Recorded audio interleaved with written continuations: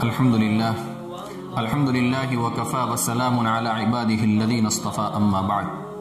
اعوذ باللہ من الشیطان الرجیم بسم اللہ الرحمن الرحیم ان عذاب ربک لواقع ما له من دافع صدق اللہ العظیم۔ محترم سامعین، میں نے آپ حضرات کے سامنے سورہ طور کی 2 آیات کریمہ تلاوت فرمائی۔ مفسرین نے ان 2 آیات کریمہ کے تحت 2 عجیب واقعے لکھے ہیں۔ ہمیں اس سے اندازہ ہوگا کہ قرآن کریم جب بولتا ہے تو کس انداز میں بولتا ہے اور قرآن کریم کا کیا اثر ہوتا ہے۔ میں پہلے اس آیت کا ترجمہ کر لیتا ہوں کہ اللہ تبارک و تعالیٰ اس آیت میں کیا فرماتے ہیں۔ اللہ تبارک و تعالیٰ اس آیت میں فرماتے ہیں ان عذاب ربک لواقع، بے شک آپ کے رب کا عذاب وہ واقع ہو کر رہے گا، ما لہ من دافع، اور آپ کے رب کے عذاب کو کوئی ٹال نہیں سکتا ہے، کوئی ہٹا نہیں سکتا ہے، کوئی دفع نہیں کر سکتا ہے۔ حضرت عمر رضی اللہ تعالی عنہ ایک مرتبہ اس آیت کریمہ کی تلاوت فرما رہے تھے تو اچانک انہوں نے ایک ٹھنڈی سانس لی اور اس کے بعد 20 روز تک بیمار ہو گئے۔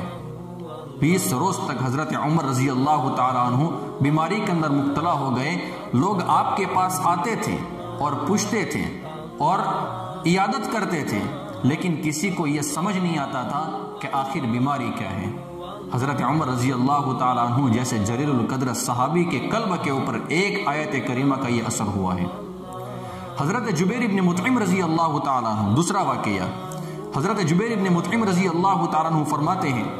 کہ میں بدر کے قیدیوں کے متعلق اللہ کے نبی صلی اللہ علیہ وسلم سے گفتگو کرنے کے لیے مدینہ آیا، اور مدینے کے اندر آیا تو اللہ کے نبی صلی اللہ علیہ وسلم مسجد کے اندر مغرب کی نماز پڑھا رہے تھے اور اس نماز کے اندر اس سورت کریمہ کی تلاوت فرما رہے تھے اور آپ کی آواز مسجد سے باہر تک آ رہی تھی۔ جب اللہ کے نبی صلی اللہ علیہ وسلم اس آیت کے اوپر پہنچے ان عذاب ربک لواقع ما لہ من دافع، حضرت جبیر ابن مطعم فرماتے ہیں اس وقت میرے دل کے اوپر یہ اثر ہوا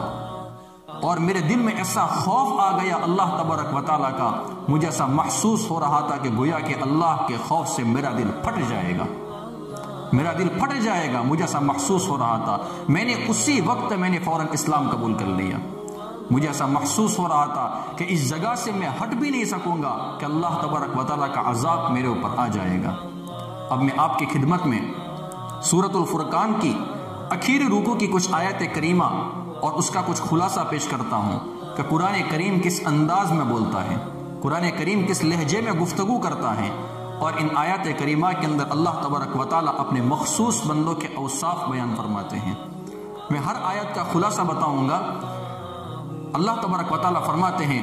وَعِبَادُ الرَّحْمَنِ الَّذِينَ يَمْشُونَ عَلَى الْأَرْضِ هَوْنًا وَإِذَا خَاطَبَهُمُ الْجَاهِلُونَ قَالُوا سَلَامًا، رحمان کے بندے وہ ہیں جو زمین پر عاجزی سے چلتے ہیں اور جب جاہل لوگ ان سے جاہلانہ خطاب کرتے ہیں تو وہ سلامتی کی بات کہتے ہیں۔ کیا مطلب؟ اس آیت کریمہ کا مطلب یہ ہے کہ ان کی بدکلامی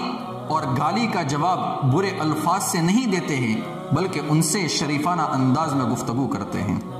اللہ تبارک و تعالیٰ یہ فرماتے ہیں والذین یبیتون لربہم سجدا وقیاما، اور جو راتیں اس طرح گزارتے ہیں کہ اپنے پروردگار کے آگے کبھی سجدے میں ہوتے ہیں تو کبھی قیام میں ہوتے ہیں، اور وہ دعا بھی کرتے ہیں۔ دعا کیا کرتے ہیں؟ والذین یقولون ربنا اصرف عنا عذاب جہنم ان عذابها کان غراما، اور جو یہ کہتے ہیں ہمارے پروردگار جہنم کے عذاب کو ہم سے دور رکھیے، حقیقت یہ ہے کہ اس کا عذاب وہ تباہی ہے جو چمٹ کر رہ جاتے ہیں۔ انہا ساعت مستقرا و مقاما، یقیناً وہ کسی کا مستقر ٹھہرنے کے اعتبار سے، قیام گاہ کے اعتبار سے، جگہ بننے کے اعتبار سے بدترین جگہ ہے۔ والذین اذا انفقوا لم يسرفوا ولم يقتروا وكان بین ذلك قواما، اور جو خرچ کرتے ہیں تو نہ فضول خرچی کرتے ہیں نہ تنگی کرتے ہیں بلکہ ان کا طریقہ اس کے درمیان اعتدال کا طریقہ ہے۔ والذین لا يدعون مع اللہ الہا آخر ولا يقتلون النفس التي حرم اللہ الا بالحق ولا يزنون ومن يفعل ذلك يلقى اثاما، اللہ فرماتے ہیں اور جو اللہ کے ساتھ کسی بھی دوسرے معبود کی عبادت نہیں کرتے ہیں، اور جس جان کو اللہ نے حرمت بخشی ہے اسے ناحق قتل نہیں کرتے ہیں اور نہ وہ زنا کرتے ہیں، اور جو شخص بھی یہ کام کرے گا اسے اپنے گناہ کے وبال کا سامنا کرنا پڑے گا۔ یضاعف له العذاب یوم القیامت ویخلد فیہ مہانا، قیامت کے دن اس کا عذاب بڑا بڑا کر دگنا کر دیا جائے گا اور وہ ذلیل ہو کر اس عذاب میں ہمیشہ ہمیشہ رہے گا۔